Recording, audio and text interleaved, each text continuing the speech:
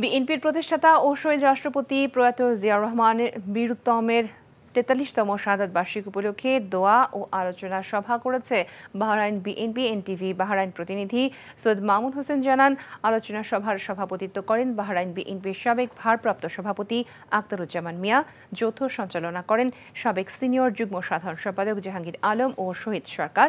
প্রধান অতিথি ছিলেন সাবেক প্রধান উপদেষ্টা Abul Bashar, guest of honour Abdul Gani Majumdar, সাবেক সিনিয়র সহসভাপতি নূরে আলম, সহসভাপতি আব্দুল্লাহ। বাংলাদেশ থেকে টেলিকনফারেন্সে বক্তব্য রাখেন কুমিল্লা ১১ আসনের সাবেক সংসদ সদস্য আব্দুল গফুর ভূঁইয়া।